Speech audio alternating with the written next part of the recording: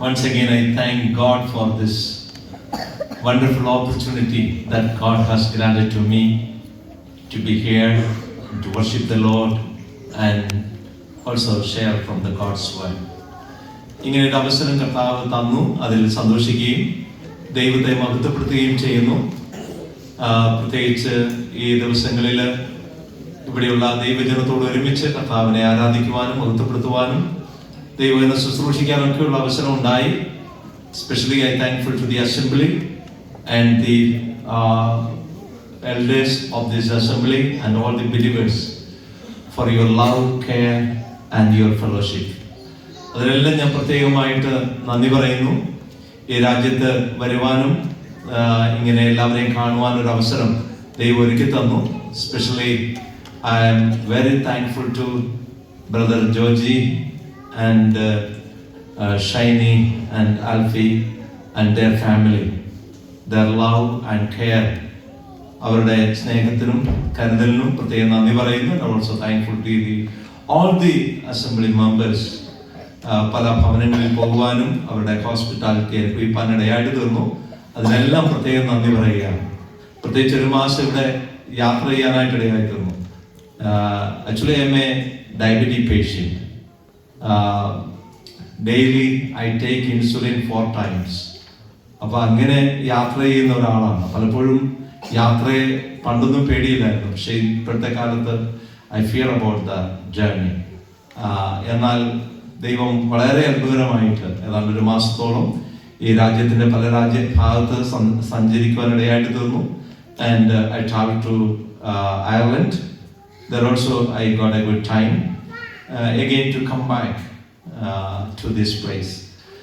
കർത്താവെന്ന് വെച്ചാൽ ട്യൂസ്ഡേ മോർണിംഗിൽ ഞാൻ നാട്ടിലേക്ക് യാത്ര ചെയ്യുകയാണ്. നിങ്ങളുടെ പ്രാർത്ഥനയെ പ്രത്യേകം ഓർക്കണം. ഇതുവരെയും വലിയ പ്രയാസങ്ങളൊന്നും കൂടാതെ കർത്താവ് സൂക്ഷിച്ചു.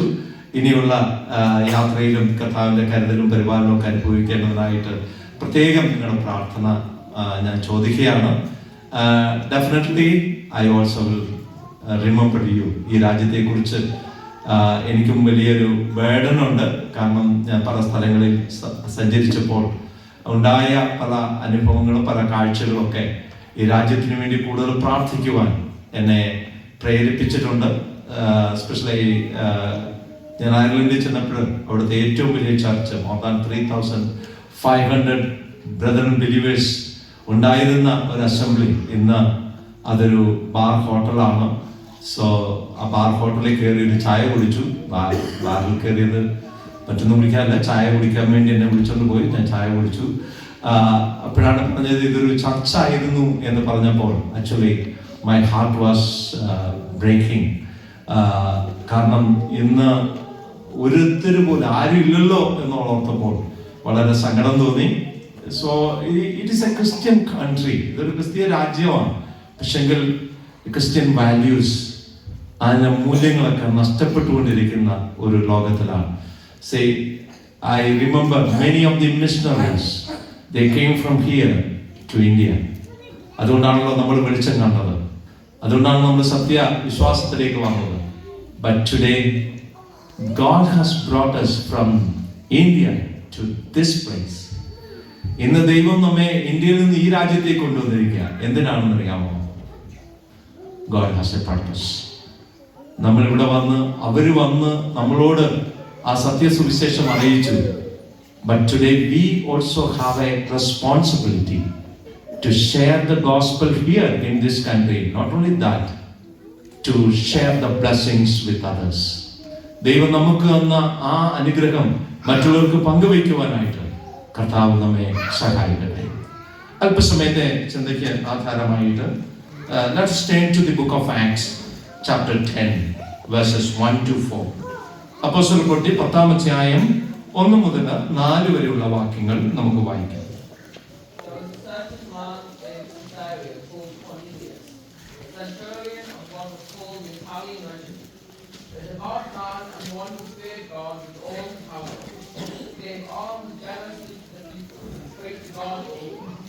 About the 9th hour of the day, he saw clearly in a vision the angel of God coming in and saying to him, Cornelius.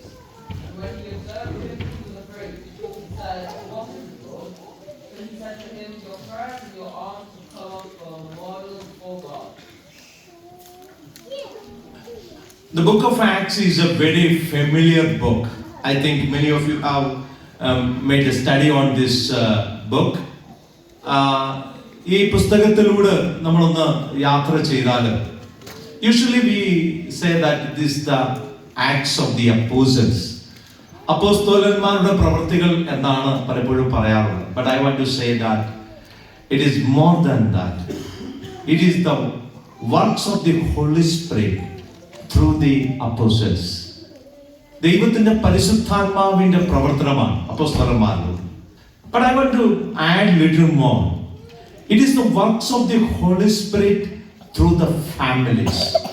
ഒരുപാട് കുടുംബങ്ങളിലൂടെ ദൈവം പ്രവർത്തിച്ച അനേക രംഗങ്ങൾ നമുക്ക് ഈ അപ്പോസ്തല പ്രവൃത്തികളിൽ കാണുവാനായിട്ട് സാധിക്കുന്നു. We know that when Jesus was on this earth, many of the families served Jesus in different ways. കർത്താവിനെ സേവിച്ച അനേക കുടുംബങ്ങളുണ്ട്. Many families' names are not given or written in the book of in the Bible, but they faithfully serve the Lord. അല്ലെ, പലരും കർത്താവിനെ സേവിച്ചവരുണ്ട്. But we do not know, they are unknown people. We don't know whose manger Jesus was laid. We don't know whose donkey Jesus ride. We don't know whose upper room Jesus celebrated the last meal. We don't know whose garden Jesus regularly go and pray. ഇതൊന്നും നമുക്ക് അറിയത്തില്ല. പക്ഷെങ്കിൽ അവർക്കുള്ള materials ഒക്കെ ഉപയോഗിക്കാനായിട്ട് ഇടയായിട്ട് തന്നു. Even though their names are not mentioned in the Bible, I believe that Jesus, God will never forget them. ദൈവം ഒരിക്കലും അവരെ മറന്നു കളയുകയില്ല. അവർക്കുണ്ടായിരുന്നതൊക്കെ കർത്താവിന് വേണ്ടി ഉപയോഗിച്ചെങ്കിൽ തീർച്ചയായിട്ടും ദൈവം അവരെ ആദരിക്കും. God will honor them one day, even maybe not on this earth, but when we are going to stand before God, നമ്മൾ കർത്താവിന്റെ സന്നിധിയിൽ നിൽക്കുമ്പോൾ അന്ന് ഒരുപാട് ആളുകൾ ആദരിക്കപ്പെടാൻ പോവുകയാണ്. ഒരിക്കല് doctor David Martin when he came to India, so അദ്ദേഹം പറഞ്ഞ ഒരു വാചകം ഇപ്പോഴും എന്റെ മനസ്സിൽ തട്ടി നിൽക്കുന്നുണ്ട്. അദ്ദേഹം പറഞ്ഞത്, when I reach in heaven I am going to see 4 miracles. ഞാൻ സ്വർഗത്തിൽ എത്തുമ്പോൾ 4 അത്ഭുതങ്ങൾ കാണും. Number 1, I am in heaven, that is a miracle. നമ്മളൊന്ന് പറയുന്നെങ്കിലും സ്വർഗത്തിൽ ചെന്ന് കഴിഞ്ഞാൽ അറിയുള്ളൂ സ്വർഗത്തിൽ ഉണ്ടാവുകയോ ഇല്ലയോ എന്നുള്ളത്. അപ്പൊ I am in heaven, that is one miracle. And second miracle is I expected many people but they are not there. ഞാൻ ഒത്തിരി ആളുകളെ പ്രതീക്ഷിച്ചു, പക്ഷെ അവരാരും അവിടെ ഇല്ല. That is the second miracle. And the third miracle is there are so many unexpected people are there. ചില ഞാൻ പ്രതീക്ഷിച്ചത് അവരൊന്നും കാണുകയില്ലെന്ന് പ്രതീക്ഷിച്ച പലരും സ്വർഗത്തിലുണ്ട്. Then he said the fourth miracle is he was in India, so that's why he said and heaven is going to fill with the Indian children. സ്വർഗം ഇന്ത്യയിലെ കുഞ്ഞുങ്ങളെ കൊണ്ട് നിറയാനായിട്ട് പോവുകയാണ്. That is only possible by you. അത് നിങ്ങളെ കൊണ്ട് സാധിക്കുള്ളൂ എന്ന് അദ്ദേഹം പറഞ്ഞത് ഞാൻ ഓർക്കുന്നുണ്ട്. So we are going to see so many miracles when we reach in heaven. So നമ്മൾ ചെയ്യുന്ന കാര്യങ്ങൾ ഒരുപക്ഷെങ്കിൽ ആരും അറിഞ്ഞില്ലെങ്കിലും അറിയുന്ന ഒരു ദൈവമുണ്ട്. Maybe no one will appreciate us and no one will say, brother, you did a very good job. But remember, God knows everyone. ദൈവത്തിന് എല്ലാവരെയും അറിയാം. He will never forget us. One day he will honor us. So there are many families' names are mentioned in the Bible. You know, because they are the model for us. കാരണം അവർ നമുക്കൊരു മാതൃകയാണ്. There are many influencing families are there. So one of the families are mentioned in the book of Acts chapter 10. അപ്പോസ്തലപ്രവൃത്തി അതിന്റെ 10ാം അധ്യായത്തില് മറ്റുള്ളവരെ സ്വാധീനിച്ച ഒരു കുടുംബത്തെ കുറിച്ച് നമുക്ക് കാണുവാനായിട്ട് കഴിയും. It's a family of Cornelius. കോർണലിയോസിന്റെ കുടുംബം അത് മറ്റുള്ളവരെ ഇൻഫ്ലുവൻസ് ചെയ്ത ഒരു ഫാമിലിയാണ്. Let me say like this, we are here on this earth for what? എന്തിനാണ് നമ്മൾ ഈ ലോകത്തിൽ ദൈവമാക്കിയിരിക്കുന്നത്? We need to influence others. നമ്മുടെ ഫാമിലി മറ്റുള്ളവരെ സ്വാധീനിക്കുന്ന കുടുംബങ്ങളായിരിക്കണം. How can we influence others? എങ്ങനെ നമുക്ക് സ്വാധീനിക്കാനായിട്ട് കഴിയും? Here, let us see the life of Cornelius. I'm going to take 4 things from the life of Cornelius. കൊർനെലിയോസിന്റെ കുടുംബത്തിൽ നിന്ന് 4 കാര്യങ്ങൾ ഞാൻ ഇന്ന് ചൂണ്ടിക്കാണിക്കാനായിട്ട് ആഗ്രഹിക്കുകയാണ്. That made Cornelius to influence others. അതാണ് കൊർനെലിയോസിന് മറ്റുള്ളവരെ സ്വാധീനിക്കാനായിട്ട് കാരണമായിട്ട് തീർന്നത്. What are the 4 things? Number 1, the authentic faith of Cornelius. നമുക്കറിയാം, ഈ വേദഭാഗത്ത് വായിക്കുന്നത് Cornelius was a Roman centurion. He was a captain of 100 soldiers. He had a good position. Not only that, he lived in a busy city, Caesarea. അന്നത്തെ കാലത്തെ ഏറ്റവും തിരക്കുള്ള ഒരു പട്ടണമായിരുന്നു സിസേറിയ. And not only that, it's a business center. So because of that, many people used to come and visit that place. അപ്പൊ അങ്ങനെയുള്ള ഒരു BC ആയിട്ടുള്ള ഒരു സിറ്റിയിൽ ഏറ്റവും പ്രധാനപ്പെട്ട ഒരു ജോലി. He was in a good position. In those days, Roman centurion means is very honorable person. അത്രമാത്രം ഉന്നതമായ പദവിയിലിരുന്ന ഒരു മനുഷ്യൻ. Even though he was in a good position, busy city, but when we read here, we see that he had time for God. അവന് ദൈവത്തിന് കൊടുക്കാൻ സമയമുണ്ടായിരുന്നു. Today most of the people, they make the excuse. What is that? We are so busy. നമ്മൾ BC അല്ലാത്ത ആരെങ്കിലും ഉണ്ടോ? എല്ലാവരും ബിസിയാണ്, very busy. ആരോട് ചോദിച്ചാലും we are busy. Why brother you are not coming? Very busy. എന്താ ബൈബിൾ സ്റ്റഡിക്ക്? Very busy. എന്നാ prayer meeting? Very busy. We are very busy. But here is a person who lived in a busy city with a busy schedule, with a busy position, but still he had time for God. നമ്മുടെ ജീവിതത്തിൽ ദൈവത്തിന് കൊടുക്കുവാനായിട്ട് നമുക്ക് സമയമുണ്ടോ? Now verse 2 we read, he was a devout man who feared God with all his household. Not only he feared God, not only he had faith in God, but his whole family. How it was possible? Not only he believed in God. We know that he was a Gentile person. ഒരു ജനൈൽ വ്യക്തി, ജാതീയ മനുഷ്യനായിരുന്നു. But he had faith in the Jews God. യഹൂദന്മാരുടെ ദൈവത്തെ കുറിച്ച് താൻ കേട്ടു. ആ ദൈവത്തിലാണ് താൻ വിശ്വസിച്ചത് എന്ന് നമുക്ക് മനസ്സിലാക്കുവാനായിട്ട് കഴിയും. But with all family, that means, maybe he is the one who first believed in this God. But his faith influenced his whole family. He was able to pass his faith to his family. അതിന് കാരണം എന്താണെന്നറിയാമോ? His faith was real. അവന്റെ വിശ്വാസം യഥാർത്ഥ വിശ്വാസമായിരുന്നു. ചുമ്മാ എന്തെങ്കിലും വിശ്വസിക്കലായിരുന്നു. It was a real faith. It was not an hypocritical faith. There are many people who had faith, but it's only an hypocritical faith. പലർക്കും വിശ്വാസമുണ്ട്, പക്ഷെങ്കിൽ അതൊരു കപട വിശ്വാസമാണ്, കപട ഭക്തിയാണ്. So once in a place, I was talking to the young people. After the meeting is over, one young man came and said, "Uncle, I will not go to the church where my parents go." Then I asked, why? Why you don't want to go with them? Then he said like this, "Uncle, എൻ്റെ parents ചർച്ചിൽ പോയാൽ ചിലവെല്ലാവർക്കും shake hand കൊടുക്കും. Sometimes they hug, കെട്ടിപ്പിടിക്കും, ഉമ്മ കൊടുക്കും, കൈ കൊടുക്കും, ഭയങ്കര സന്തോഷം.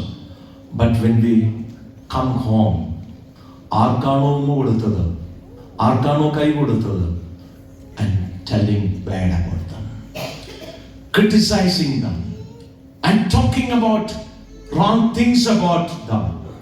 Tell me, what kind of faith my parents have?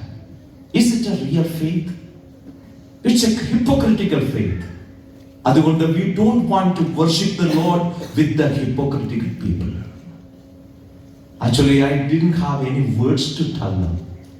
കാരണം നമുക്കൊരു മാതൃക കാണിച്ചു കൊടുക്കാൻ കഴിയുന്നില്ലെങ്കിൽ, let me tell you brothers and sisters, please don't do this. നമ്മൾ പോയിട്ട് ദൈവത്തെ ആരാധിച്ച് നമ്മൾ ഷെയ്ക്കാന് കൊടുത്ത് നമ്മൾ ഹഗ് ചെയ്ത് തിരിച്ചു വരുന്നവരെ കുറിച്ച് നമ്മുടെ മക്കളുടെ മുമ്പിൽ വെച്ച് don't say any word, don't criticize them, don't tell any bad about them. If you say that, that will influence our children, because they are listening what we are talking about.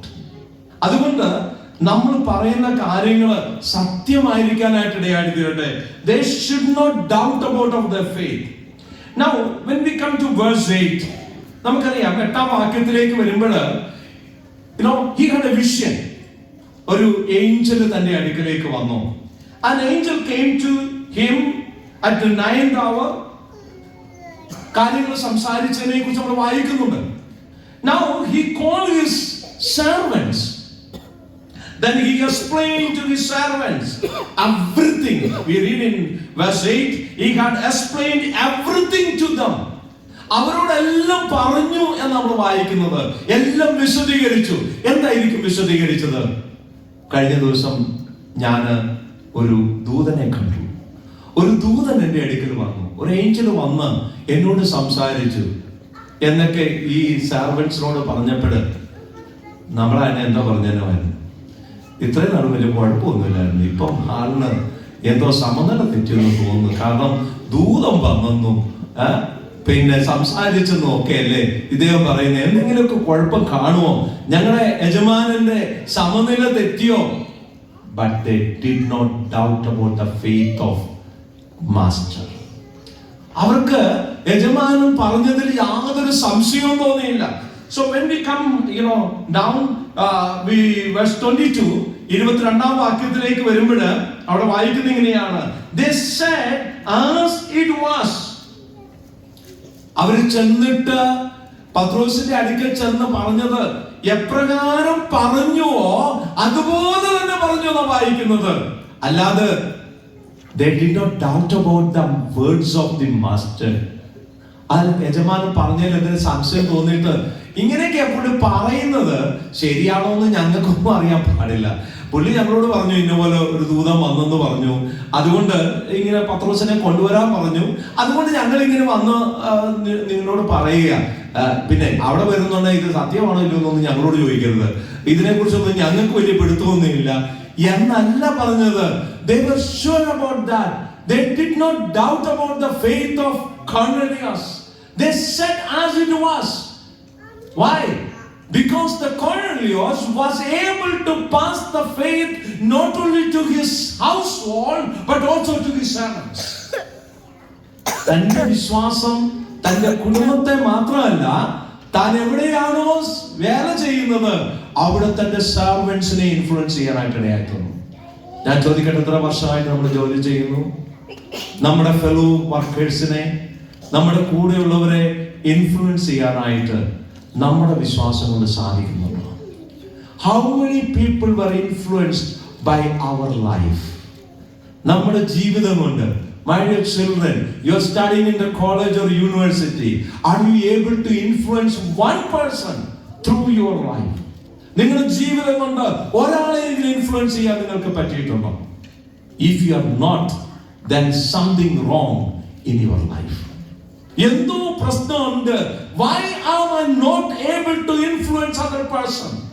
Even though I am a Christian person, born in a Christian family, believe in the living God, I know that there is a living God, I serve the living God, I believe in the living God, but I am not able to influence anyone with my life, then there is something wrong in my life.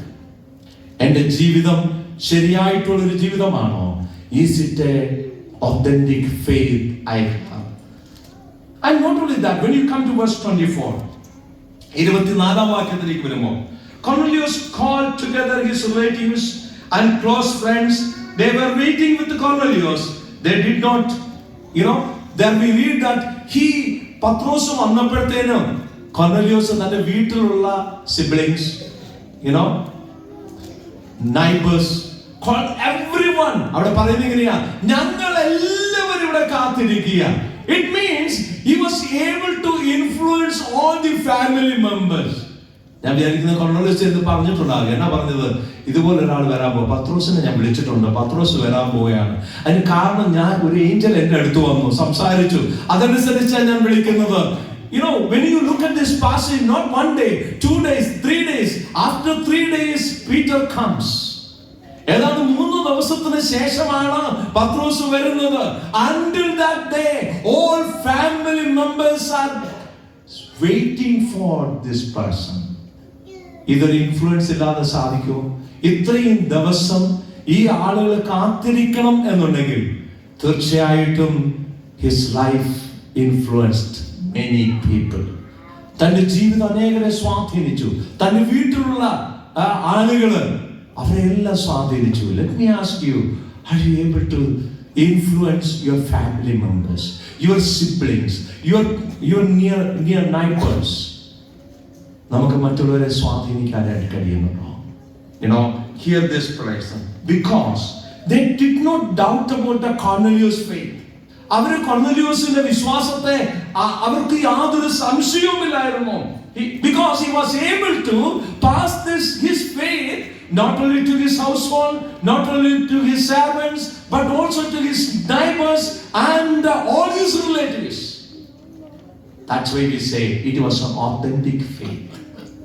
അതുകൊണ്ട് നമ്മൾ പറയുന്നത് അതൊരു ഉറച്ച വിശ്വാസമായിരുന്നു, ഉറപ്പുള്ള വിശ്വാസമായിരുന്നു. Let me tell you, we can influence others in 2 ways. 2 വിധത്തില് നമുക്ക് മറ്റുള്ളവരെ സ്വാധീനിക്കാനായിട്ട് കഴിയും. Please stand with me in the book of Kings, 1 Kings chapter 12, 26 to 28. 1 Kings chapter 12, 26 to 28.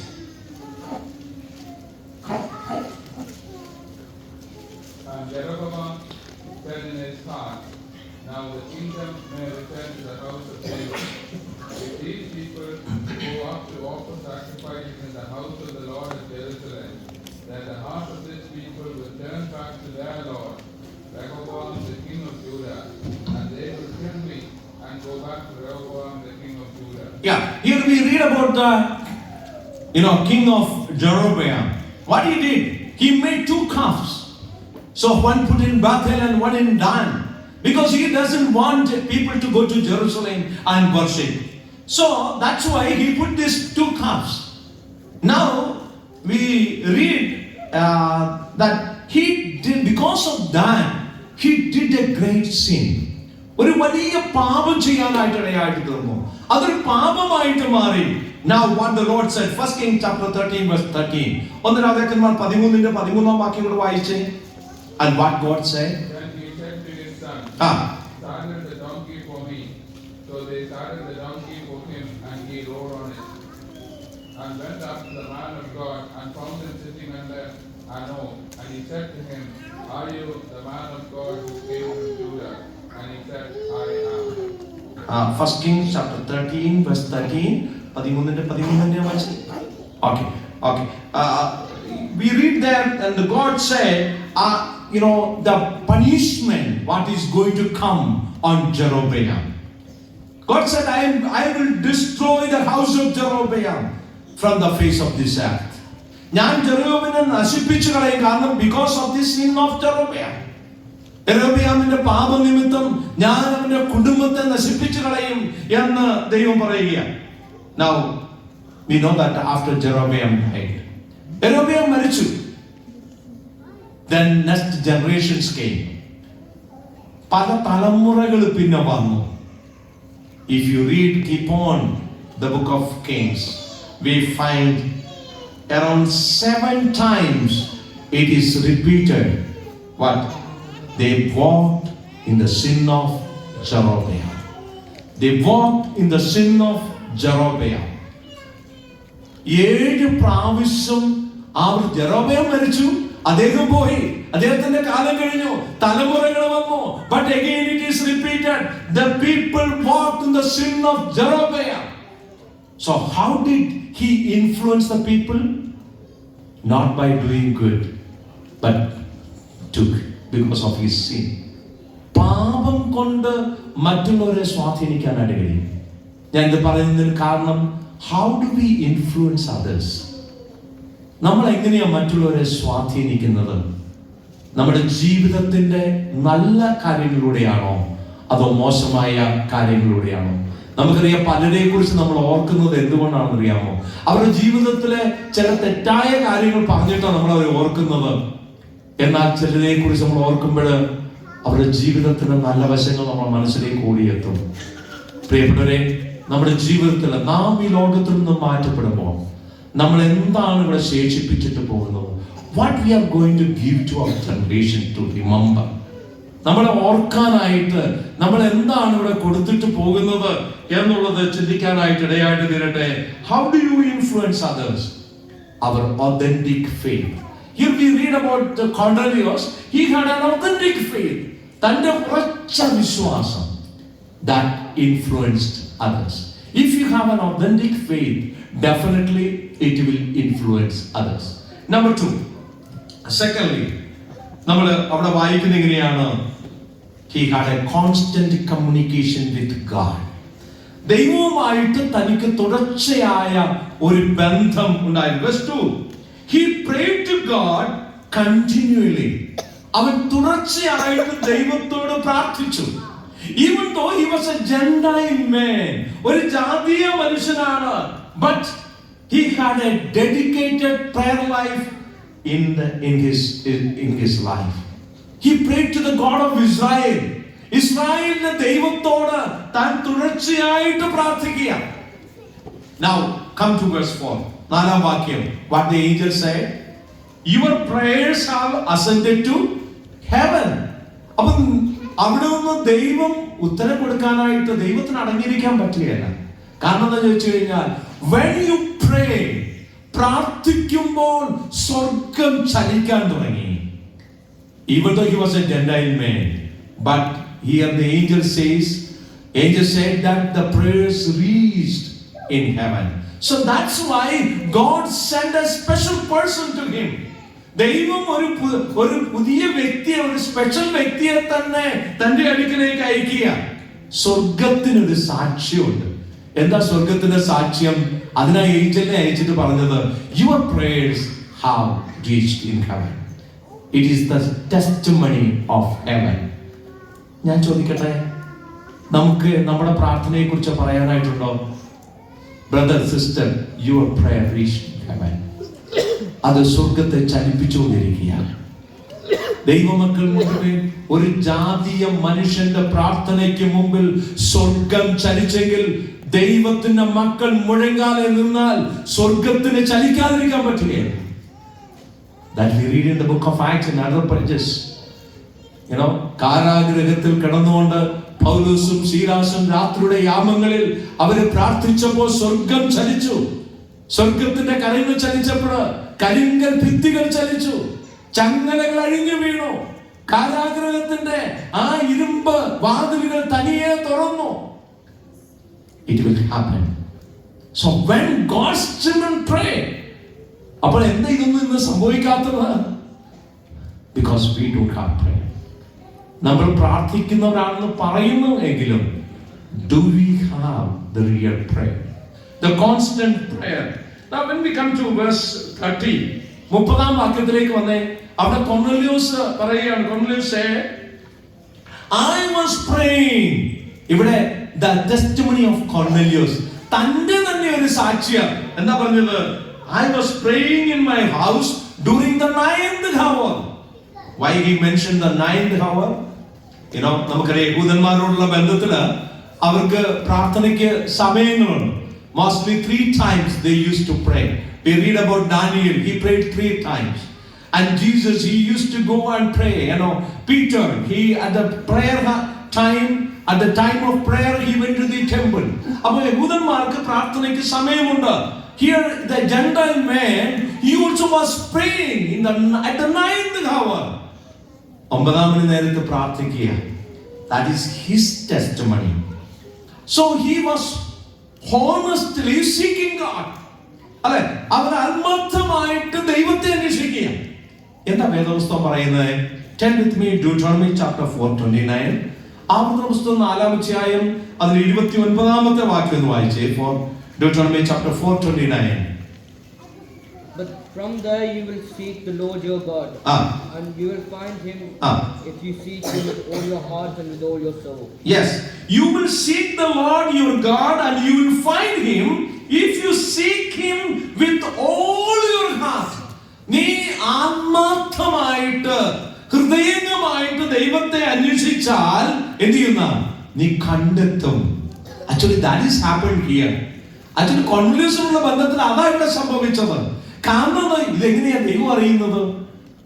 ഈ മനുഷ്യന്റെ ജാതീയ മനുഷ്യനാണ്, ഇദ്ദേഹം ഇങ്ങനെ ആത്മാർത്ഥമായിട്ട് ദൈവത്തെ അന്വേഷിക്കുന്നു എന്നുള്ളത് ദൈവം എങ്ങനെ അറിഞ്ഞു? 2 Chronicles chapter 16 verse 9. 2 ദിനവൃത്താന്തം 16-ാം അധ്യായം അതിലെ 9-ാമത്തെ വാക്യം. 2 Chronicles 16 verse 9. For the eyes of the Lord run to and fro throughout the whole earth. Before him search strong in the behalf of those whose heart is perfect toward him. Yeah. For the eyes of the Lord run to and fro throughout the whole earth.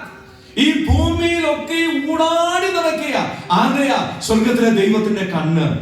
എന്താ ദൈവം അന്വേഷിക്കുന്നത്? ആത്മാർത്ഥമായിട്ട് ഹൃദയത്തോടുകൂടെ, യഥാർത്ഥ ഹൃദയത്തോടുകൂടെ തന്നെ അന്വേഷിക്കുന്ന ആരെങ്കിലും ഉണ്ടോ എന്നുള്ളത് ദൈവം നോക്കിക്കൊണ്ടിരിക്കുക. എന്തിനാണെന്നറിയാമോ? തന്നിൽ ബലവാനാകേണ്ടതിന്, ദൈവത്തിന്റെ മഹത്വം വെളിപ്പെടുത്തേണ്ടതിന്. So that happened here. So God was looking the people. ദൈവം മനുഷ്യനെ നോക്കിക്കൊണ്ടിരിക്കുകയായിരുന്നു. He found Cornelius. ദൈവത്തെ അന്വേഷിക്കുന്ന, ആത്മാർത്ഥമായി അന്വേഷിക്കുന്ന ഒരു വ്യക്തിയെ ദൈവം കണ്ടെത്തി. എന്തിനാണെന്നറിയാമോ? ദൈവത്തിന്റെ മഹത്വം തന്റെ ജീവിതത്തോട് വെളിപ്പെടുത്താൻ വേണ്ടി. So God has promised that if you honestly seek him, you will find him. Here we see he was not seeking God in his free time. നമ്മൾ പലപ്പോഴും ദൈവത്തെ അന്വേഷിക്കുന്ന നമുക്ക് സമയം കിട്ടുമ്പോഴാണ്. സമയം ഉണ്ടെങ്കിൽ നമ്മൾ പ്രാർത്ഥിക്കുക, ഇല്ലെങ്കിൽ സമയമില്ലെങ്കിൽ പ്രാർത്ഥിക്കുകയില്ല. But here is the man we read at the 9th hour. That means regular prayer ഉണ്ടായിരുന്നു. സമയം കിട്ടിയപ്പോൾ പ്രാർത്ഥിക്കുക എന്നുള്ളതല്ല. So he separated a particular time for prayer. പ്രാർത്ഥനയ്ക്ക് വേണ്ടിയുള്ള സമയം അതിനു വേണ്ടി മാറ്റിവെച്ചു എന്ന് നമുക്ക് കാണുവാനായിട്ട് കഴിയും. Family prays together, stays together എന്ന പ്രാർത്ഥിക്കുന്ന, ഒരുമിച്ച് പ്രാർത്ഥിക്കുന്ന കുടുംബം ഒരുമിച്ച് താമസിക്കും. പ്രാർത്ഥനയാൽ നമുക്ക് മറ്റുള്ളവരെ സ്വാധീനിക്കാനായിട്ട് കഴിയും. So his constant prayer that influenced others. ഇപ്പൊ നമുക്ക് മനസ്സിലായില്ലേ എങ്ങനെയാ കൊർന്നേലിയോസിന്റെ കുടുംബം മറ്റുള്ളവരെ സ്വാധീനിച്ചത് എന്ന് ചോദിച്ചു കഴിഞ്ഞാൽ he prayed. അപ്പോഴാണ് നമുക്കൊരു ചോദ്യം, പാപികളുടെ പ്രാർത്ഥന ദൈവം കേൾക്കുന്നില്ലല്ലോ. അപ്പൊ അങ്ങനെയാണെങ്കിൽ ഇദ്ദേഹം എന്തായിരിക്കും പ്രാർത്ഥിച്ചത്? നമ്മൾ ഈ അധ്യായങ്ങളൊന്ന് വായിച്ചു നോക്കിയാൽ സമയമില്ലാത്തത് ഞാൻ വിശദീകരിക്കുന്നില്ല. I believe that he prayed, God, I want to know more about you. ദൈവമേ, നിന്നെ കുറിച്ച് എനിക്ക് കൂടുതൽ അറിയാൻ ആഗ്രഹിക്കുന്നു. I want to know more about you, God. ദൈവമേ, നീ നിന്നെ തന്നെ എനിക്കൊന്ന് വെളിപ്പെടുത്തി തരണം. He did not ask for position or money or anything else. He was asking, God, I want to know more about you. That's why God sent his angel to him. അതുകൊണ്ടാണ് ദൈവം ആ ദൂതനെ തന്റെ അടുക്കലേക്ക് അയച്ചത്. പക്ഷേ നമ്മുടെ പ്രാർത്ഥനയിലോ most of the time the material blessings. We are not asking, God, I want to know you more. I want to know you more. One example we read about Apostle Paul. ഫിലിപ്പിലേക്ക് നമ്മൾ വായിക്കുന്നത് പൗലോസ് ആഗ്രഹിച്ചു വരിക, I want to know more about you. കർത്താവേ, നിന്നെക്കുറിച്ച് എനിക്ക് കൂടുതൽ അറിയണം. ദൈവം നമ്മെ സഹായിക്കട്ടെ. മൂന്നാമത്തെ കാര്യം, verse 2, Cornelius was an alms giver. He financially supported the poor among the Jews. A truthful generosity was in his life. He had a heart for the poor people. പാവങ്ങളെ കുറിച്ച് ഒരു ചിന്ത തനിക്കുണ്ടായിരുന്നു. he was giving. Whatever he was getting, he was giving to the poor people. He had a concern for the poor people. ചുറ്റുപാടിലും താമസിക്കുന്ന പാവങ്ങളെ കുറിച്ചുള്ള ഒരു കരുതൽ ഉണ്ടായിരുന്നു. We read in 2 Corinthians chapter 9 verse 7. 2 Corinthians 9:7 വായിക്കുന്നത്, each one must do just as he was proposed in his heart, not grudgingly, under compulsion, for God loves a cheerful giver. സന്തോഷത്തോടെ കൊടുക്കുന്നവനെ ദൈവം സ്നേഹിക്കുന്നു. ഇപ്പൊ മനസ്സിലായില്ലേ കൊർന്നേലിയോസിനെ എന്തുകൊണ്ടാണ് ദൈവം സ്നേഹിച്ചത്? Because he was giving cheerfully to the people around him, the poor people. അവരെ കരുതി എന്നുള്ളത് കൊണ്ടാണ്. But what about us? Dale Moody was once, he was preaching. While he was preaching in a big convention, there was a miser also was presented. ഒരു പിശുക്കൻ ഉണ്ടായിരുന്നു പ്രസംഗം കേൾക്കാനായിട്ട്. Oh, Dale Moody came to this first point and said, "And as much as you can." So he was very happy. So he said, "എന്നാ പ്രസംഗം, അടിപൊളി പ്രസംഗം." പുള്ളിക്ക് ആ പട ആവേശം കൂടി. കാരണം Dale Moody ആ പറയുന്നത്, "Earn as much as you can." So he came to the second point and said, "Save as you can, what all you are earned." നിങ്ങൾ സമ്പാദിച്ചതെല്ലാം സേവിച്ചു കൊടുക്കുക. അതോട് കേട്ടപ്പോഴത്തേക്കും he was very very happy. Then Dale Moody came to the last point, give all you saved. നീ സമ്പാദിച്ചതെല്ലാം കൊടുക്കണം. Then the miser said, the sermon was very good, but the last point ruined the sermon. പ്രസംഗം വളരെ നല്ലതായിരുന്നു, പക്ഷെ അവസാനത്തെ point ആ പ്രസംഗം തന്നെ നശിപ്പിച്ചു കളഞ്ഞു. See, many people, they don't want to hear about this. Dear brothers and sisters, what are the blessings that God has given us? That is to share with others. If we are not sharing, we read about a rich man.